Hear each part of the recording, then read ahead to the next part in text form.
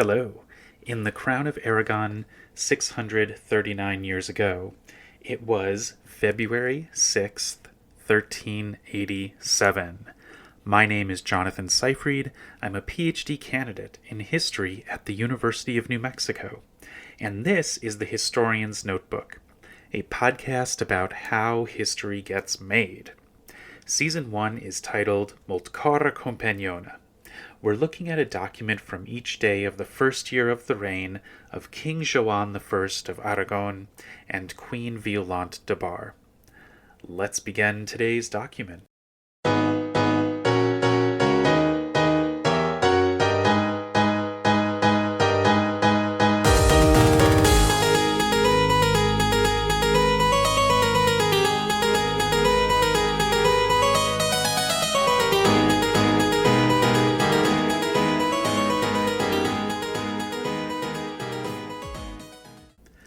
I just love some of the material and chancery practice dynamics of this particular letter because we are in a register called Varia, which importantly is not diversorum. It's Varia. Is it various things? Diverse things? No, not diverse things. So yesterday's document was from the page before this one, and it was Violant writing about Joan's illness. So personal stuff. And then you turn the page and you look at folio 80R and you've got a letter in Latin and well, first of all, I just want to say I'm feeling really good about my Latin today because I think I got all this. I mean, I didn't do it on my own, of course. But with the assistance of the AI chatbot and going over some of its interpretations, I think I really understand this letter. But this letter, maybe you're thinking, ooh, it'll be about something personal again or some very intense kind of religious topic.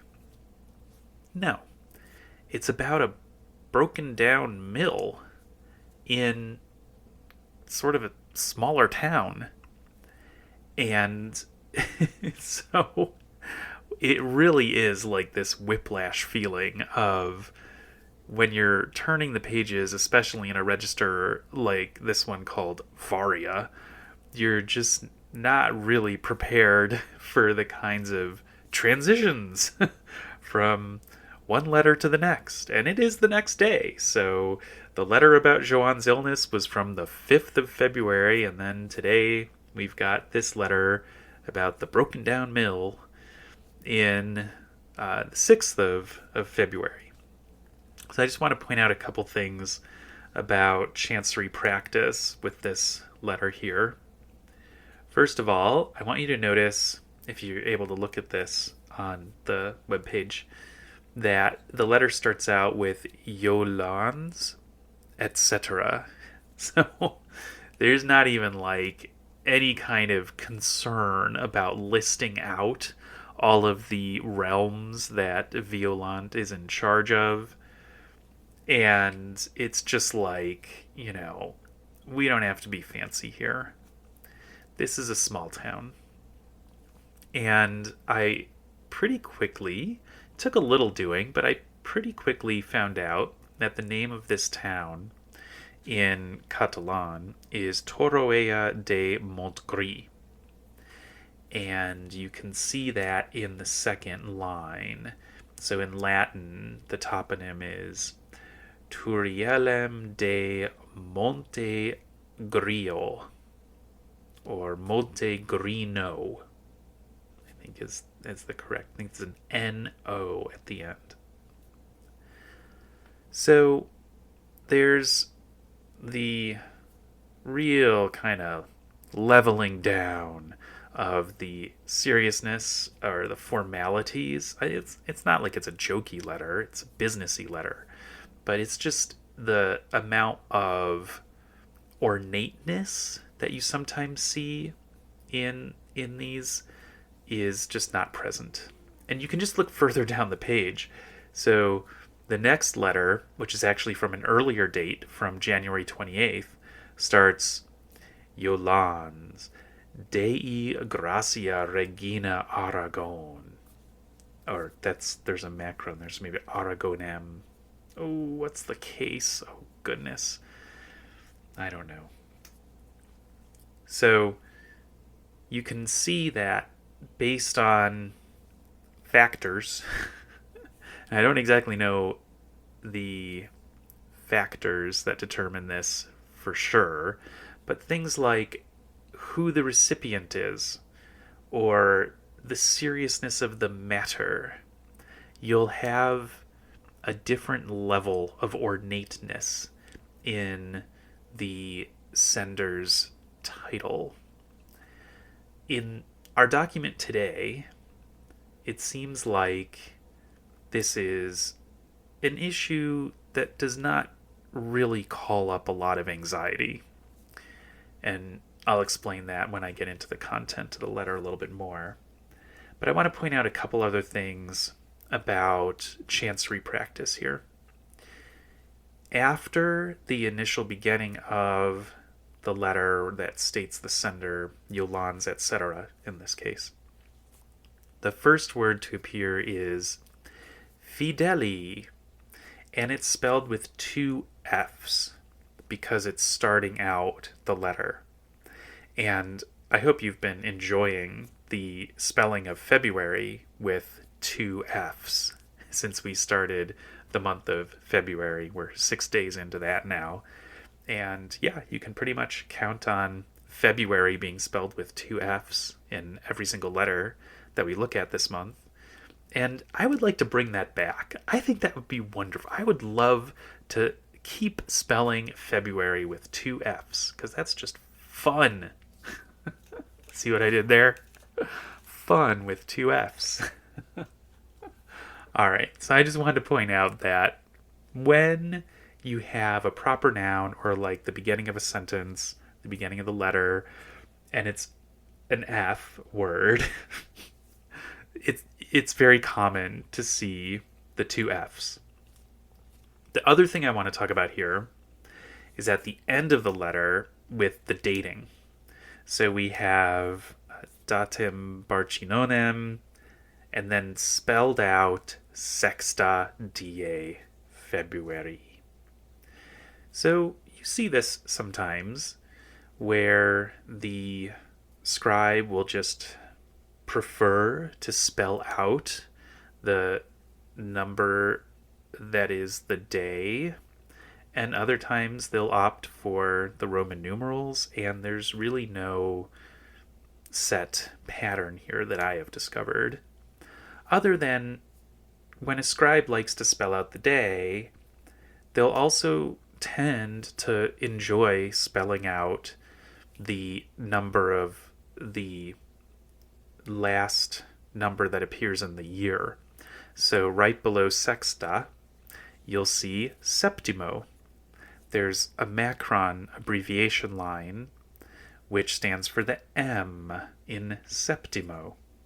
And that is for the number 7, which is the last number in the year 1387.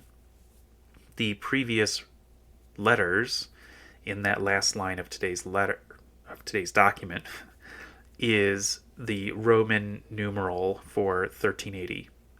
So you have 1380 in Roman numerals, and then septimo for the 7 for 1387. And what's kind of nice about this is that you can really get a reinforcement of your understanding of Roman numerals for a moment here, because a document like this really helps you understand that the M is for mille, for 1,000. The 3 C's are for 100 each, for the 300 that gets added on to the 1,000 to get you to 1,300. The L is for 50, and then the 3 X's are for the 30 that you add to 50 in order to get to 80. So when I see a date like this, it really helps me to reinforce my memory of Roman numerals, which for some reason I just don't really remember that easily. All right, so let's talk about what's inside this letter. Turns out that there's a broken down mill, and Violant is writing to the bailiff and procurator in this town, Torroella de Montgri. That person's name is Bernardo Torroni, and it's really, this letter's so nice for understanding how the conventional chancery letters are formatted, because at the end of the second line you've got the salutem, and salutem et gratiam, that's the phrase that usually concludes the information about the addressee. And so you've got all this information about the title of the person and where they are, and then in the 2 words before salutem you've got the person's first name and last name. So if I had to teach a class on reading the medieval Latin and medieval Catalan, I guess too, of the archive of the Crown of Aragon, I would use this as an example, because it's nice and clear, easy to read in terms of, the quality of the scribe's penmanship. And also, the issue at hand is a pretty straightforward one. There was a mill in this town. It broke. And because it's broken, or destroyed, maybe? It's hard to figure out the exact valence of deructionem. It's not generating revenue like it used to. And this is in Violant's portfolio. Probably used to be in Sibylla's portfolio. And so Violant is now saying to these folks, hey, if you repair your mill, I will actually pay you back for the cost of those repairs. And then it's a win-win, because you get to have your mill operating again and make money off of the product of the milling, and I then get to take my cut from the tax revenue. So a sound investment decision is being carried out here, and it seems like should move forward without any problems. Talk about a reasonable, peaceful slice of, what it's like to rule a kingdom. So I got curious about this place, Torroella de Montgri, went to Google Maps, did a little Googling around, and I just was swept away by the tourist information about this region. The region around Torroella de Montgri looks really gorgeous. It's kind of close to the coast. The town itself is not on the coast, but there's then another town that's kind of in the same touristy region that has this whole aquatic museum, a museum of the Mediterranean Sea, and some of the hiking and so on around there looks just really wonderful. The castle, the Montgri Castle, looks very sturdy. It looks like kind of the shape of like a sand castle. There's not a lot of ornamentation on it, but it's big kind of hunk of a castle still around. You can go climb up it. And then in the town of Torroella de Montgri itself, there's a plaza with a chapel, the chapel of St. Anthony, and it's got like a clock tower on it, and it's been renovated. It doesn't look exactly like it did in 1387, but you can kind of get a sense for the look and feel of this town in the 14th century if you go and just go to Google Street View and just kind of look around the the old town center. And then I got curious, well, is there anything left of this mill? And what's funny is that there's a hotel and it's renovated out of a mill that on the hotel's website, which I'll link to on the webpage for this episode, they say that it's a mill from the 15th century that they then renovated into a hotel. And it's neat. There's a whole website about the renovation process, some interesting photos. Could the mill from the 15th century be kind of a rebuild of the one that we're talking about here? Is it possible that they didn't get the rebuild going until sometime after 1400? Or is the dating on the website for this hotel not as exact, and the hotel that you can stay in today is actually the structure that was financed by Violant in 1387? Don't know the details on that, but just the idea that you could go stay in that hotel that was built out of the structure that is at least dating to the 15th century and was a mill. Not sure if it's the same mill, could be a completely different location, but I don't know. I mean, I don't know. I got a little bit wistful about the idea of traveling through Catalonia, visiting some of these places. Funny enough, one of the early episodes, there was a place that Joan stayed as he kind of got sick as he was journeying from Girona to Barcelona in early January, and that got turned into a hotel also. So I hope that, maybe I can collect over the course of this year a bunch of places that are mentioned in these letters that have been turned into hotels, and then just go and just stay in them for a while. Kind of journey through, tracing the steps. That would be a really nice vacation. All right, so got a little bit into travel bug mode there, but I hope you have enjoyed this latest installment of The Historian's Notebook, Season 1, Molt Cara Compagnona. If you are leaving with more questions than you arrived with, then I've done my job. Maybe you're wondering, how much money does this mill generate? What is it like to be a miller in Catalonia in the 14th century? This letter says nothing about that.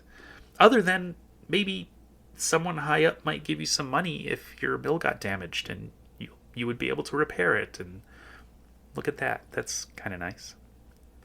But so many questions. So many questions. How did Violant find out about this? Is it something that Sibylla had been aware of?